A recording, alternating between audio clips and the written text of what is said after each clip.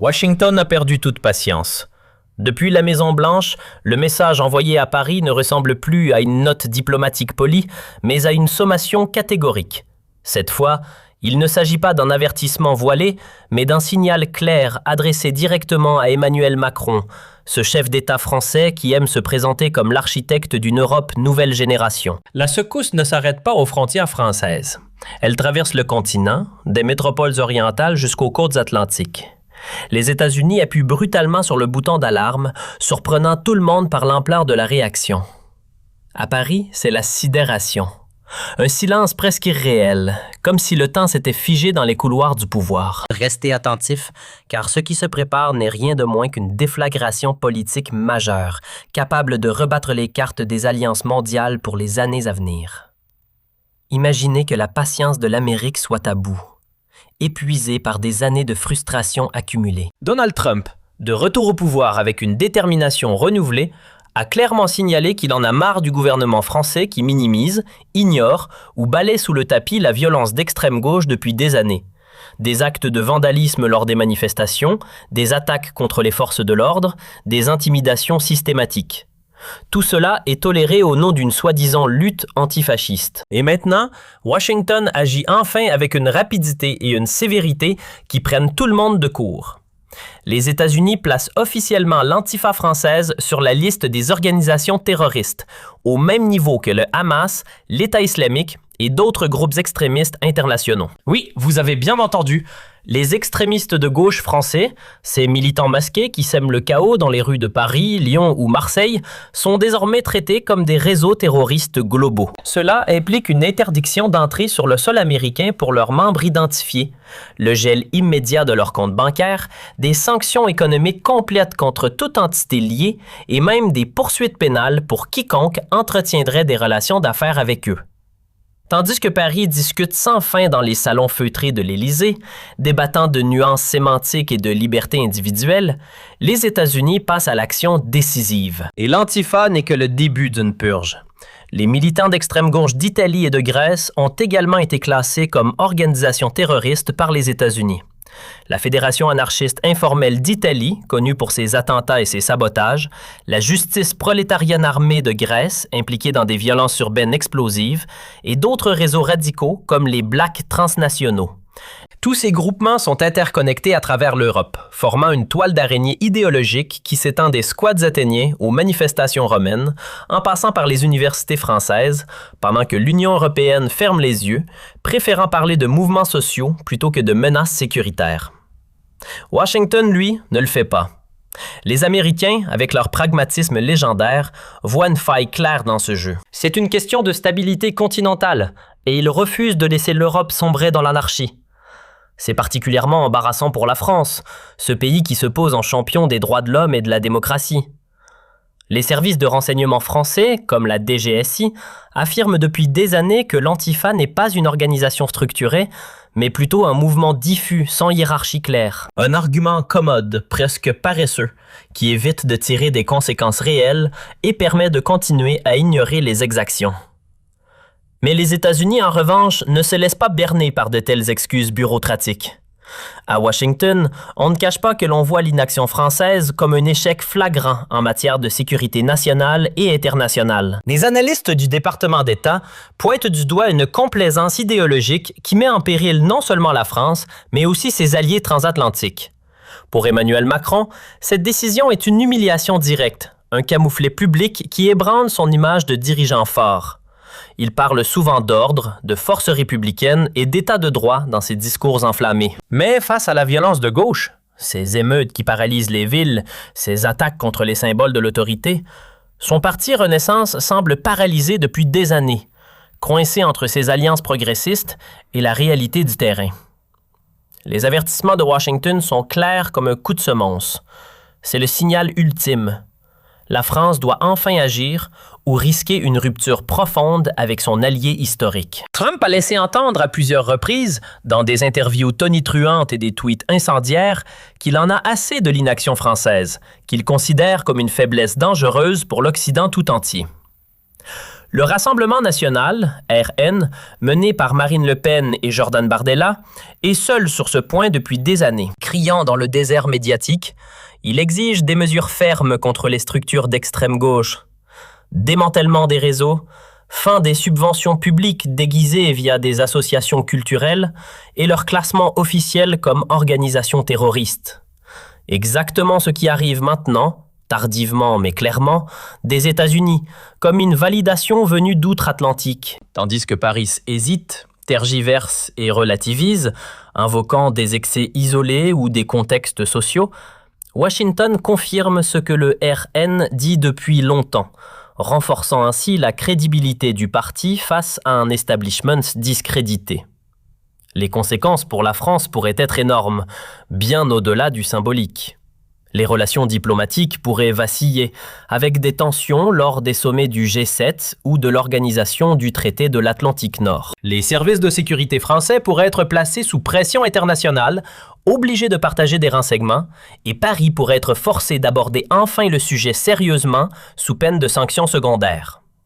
Quand les États-Unis classent un groupe comme organisation terroriste, d'autres pays, du Royaume-Uni au Canada en passant par l'Australie, suivent souvent, créant un effet domino. La France ne peut plus se cacher derrière des excuses politiques ou des débats philosophiques sur la liberté d'expression. Washington a agi.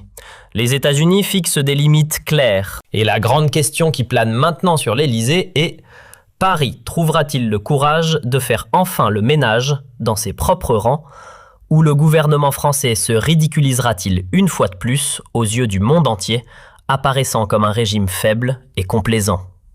Mais accrochez-vous, ce n'est que le début d'une saga qui s'annonce explosive. Tandis que les partis traditionnels, de Renaissance aux Républicains en passant par les socialistes, tentent à nouveau de dépeindre chaque réunion du RN comme un rassemblement radical, extrémiste ou même fascisant, une toute autre image se dessine à l'Assemblée nationale. Loin des caricatures médiatiques, la salle de l'Assemblée, ce haut lieu de la démocratie française, est remplie jusqu'au dernier siège avec une affluence record qui dépasse les attentes. Citoyens ordinaires, jeunes sympathisants aux yeux brillants d'espoir et députés du RN se pressent dans une atmosphère électrique pour entendre ce que le stratège américain Alex Bruzewitz a à dire. Invitée par Marine Le Pen elle-même, figure charismatique et infatigable du RN, Marine Le Pen est sans doute la politicienne la mieux connectée à l'Assemblée, avec un réseau qui s'étend bien au-delà des frontières hexagonales. Ses fils relient directement Donald Trump à J.D. Vance en profondeur dans le gouvernement américain via des canaux diplomatiques informels et des alliances idéologiques solides, et cela agace énormément Emmanuel Macron, qui voit son influence internationale s'effriter. Car avec Renaissance, ou même le Parti socialiste, Trump ne parle pratiquement plus, considérant ces partis comme relevant d'un globalisme dépassé. Les relations sont complètement gelées. Un froid polaire s'est installé, tandis que Le Pen a des portes ouvertes à Washington, recevant des invitations et des soutiens discrets mais efficaces. Les médias mainstream, fidèles pour toujours à leur ligne éditoriale, auraient aimé présenter cette réunion comme une secte d'extrême droite, un complot obscur dans les couloirs du pouvoir. Mais la réalité est bien différente, plus nuancée et plus puissante. Le RN se connecte internationalement avec une assurance croissante, montrant ainsi à quel point l'isolement politique que les partis traditionnels invoquent n'existe pas vraiment, n'est qu'un mirage entretenu pour discréditer l'opposition. Tandis que Renaissance sombre dans l'autodestruction, minée par des scandales internes et des divisions idéologiques, le RN apparaît ce soir-là souverain, concentré et déterminé, comme une force en pleine ascension. Bruce se présente soigné, calme et professionnel, loin de l'image de provocateur que certains lui collent.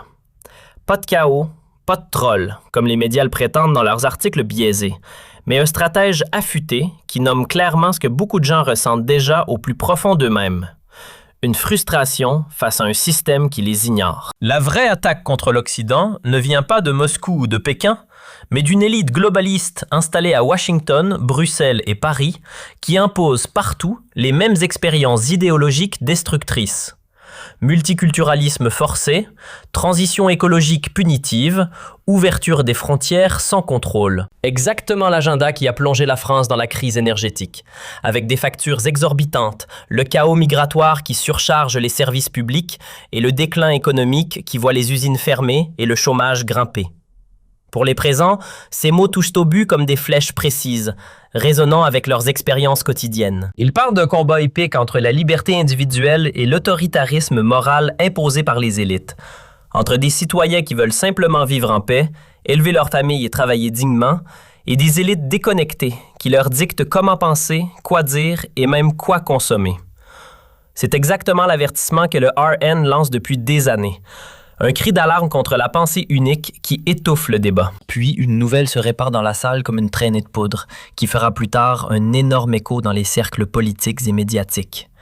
Washington aurait personnellement averti Emmanuel Macron de ne plus traiter le RN comme un ennemi d'État, sous peine de conséquences diplomatiques. Apparemment, même le gouvernement américain a compris que l'humeur en France bascule irrémédiablement, que le RN est devenu un parti populaire ancré dans les réalités des classes moyennes et ouvrières, avec des scores électoraux en hausse constante.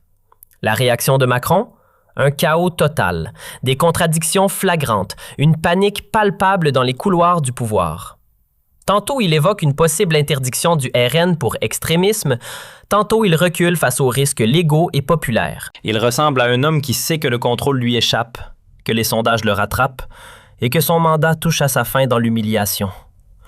Renaissance chancelle, vacille sous le poids de ses erreurs accumulées, tandis que le RN grandit inexorablement et que Washington observe de près avec un œil critique et un soutien tacite. Pendant ce temps, le RN montre ce soir-là une assurance inébranlable. Pas de traces d'isolement. Invités internationaux de renom, salles pleines à craquer, messages clairs et mobilisateurs, le parti est devenu une force politique qui attire l'attention bien au-delà de la France, des États-Unis à l'Italie, en passant par la Hongrie et la Pologne. Les médias tentent désespérément de ridiculiser cela avec des titres sensationnalistes et des analyses partiales, mais cela ne marche plus. Le public n'y croit plus, lassé des fausses informations et des manipulations. Un spectateur, un jeune entrepreneur parisien, demande finalement si Bruce Witt soutiendrait un nouveau mandat de Trump. La réponse est claire, sans ambiguïté. Il défend une ligne qui s'oppose frontalement aux idéologies globalistes, prônant le retour à la souveraineté nationale et à la prospérité populaire. Les applaudissements tonitruants montrent que les présents comprennent qu'il ne s'agit pas seulement de l'Amérique, mais de la confrontation politique fondamentale de notre époque. Un affrontement entre le peuple et les élites. La soirée se termine sur une note d'optimisme contagieux, un vent de renouveau qui balaie la salle. Le RN n'est pas isolé. Il est en marche triomphale, perçu internationalement comme un modèle de résistance et reçoit le soutien de pays qui en ont assez des expériences globalistes ratées. Et maintenant, le coup de tonnerre absolu, celui qui fait trembler les fondations. Tandis que la France chancelle, J.D. Vance, le vice-président de Trump, un homme au verbe tranchant et à la vision claire, prononce un discours qui retentit comme un coup de foudre politique à travers l'Europe entière. Aucune démocratie ne survit si elle interdit la parole à des millions de personnes, dit-il en regardant directement vers Paris, comme s'il s'adressait personnellement à Macron. Il vise indirectement le RN, qui, en France, est systématiquement isolé, insulté dans les débats télévisés et criminalisé par des enquêtes judiciaires biaisées. Vance accuse le gouvernement français de combattre l'opposition au lieu de l'écouter et de débattre loyalement. Vous excluez des opinions légitimes, effacez des voix dissidentes sur les réseaux sociaux, persécutez des citoyens pour leurs idées, ce n'est pas une démocratie. C'est la peur du peuple, une tyrannie masquée sous des discours vertueux. Vance accuse ouvertement la France de verfer dans la tyrannie, un mot fort qui résonne comme un avertissement historique.